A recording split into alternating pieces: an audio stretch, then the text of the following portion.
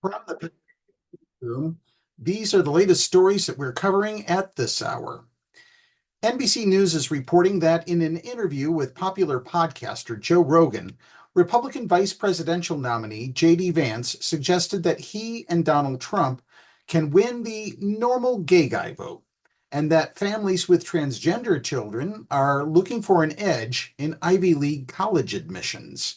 I wouldn't be surprised if me and Trump won just the normal gay guy vote because they just wanted to be left the hell alone, Vance said in the conversation, which lasted more than 3 hours and was released Thursday.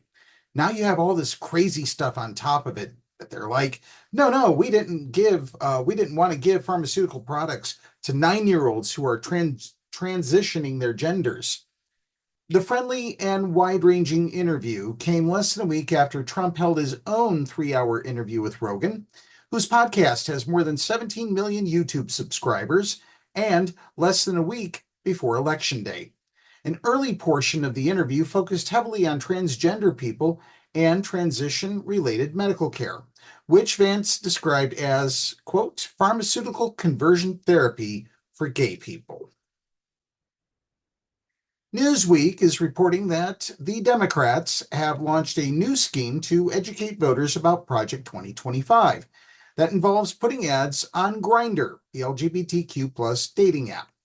The Democratic National Committee announced that a six-figure ad campaign would begin placing ads on the app, which is the largest LGBTQ plus social networking service in the world, during the final days of the election campaign in a bid to motivate voters from this demographic. The new ads focus heavily on Project 2025, a conservative manifesto produced by right-wing think tank the Heritage Foundation. Democrats have repeatedly linked the project, which has been backed by several key allies of former President Donald Trump, with his campaign. The purpose of the ads is to call out the Republicans' Project 2025 agenda's dangerous attacks on LGBTQ plus Americans' basic freedoms and encourage them to make a plan to vote, according to a statement released by the DNC yesterday. The ad scheme estimates that over 1 million voters will see the ads before Election Day, with LGBTQ plus voters in the swing states being the top priority. Newsweek contacted the Heritage Foundation for comment on this story via email. Project 2025 consists of over 900 pages of policy proposals covering a wide range of areas and industries. The document highlights a plan to stop the federal government from, quote, imposing radical abortion and pro-LGBT initiatives, and to, quote, cease promotion of the DEI, which stands for Diversity, Equity, and Inclusion agenda, including the bullying LGBTQ plus agenda.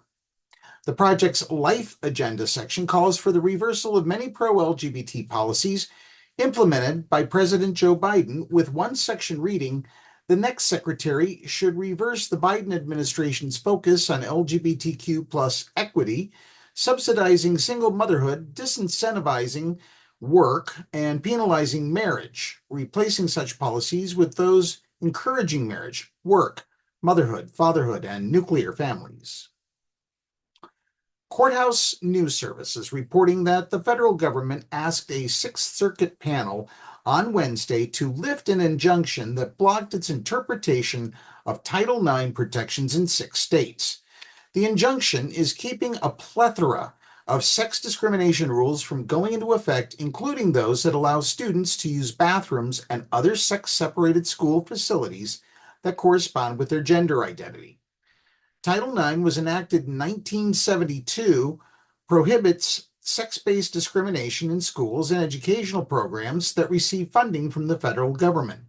In April, the Biden administration updated and clarified Title IX rules to include that transgender students could not be categorically denied equal athletic opportunity and broadened federal protections based on gender identity and sexual orientation.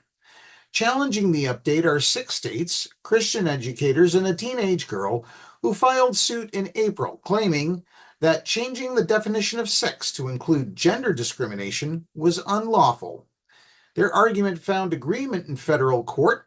U.S. District Judge Danny Reeves issued an injunction blocking the ruling from going into effect in Tennessee, Kentucky, Ohio, Indiana, Virginia, and West Virginia. Reeves, who was appointed to the court by George W. Bush, wrote in his opinion, as they correctly argue, the new rule contravenes the plain text of Title IX by redefining sex to include gender identity, violates government employees' First Amendment rights, and is the result of arbitrary and capricious rulemaking, wrote Reeves. The appellate court did not indicate when it would make a ruling. For more information about these stories, check out the links with the news video, now available on the PEP Radio page of the Pennsylvania Equality Project's website. To hear PEP Radio news throughout the week, be sure to download the Live 365 app. Well, now that's the news at this hour. Back to more music on PEP Radio.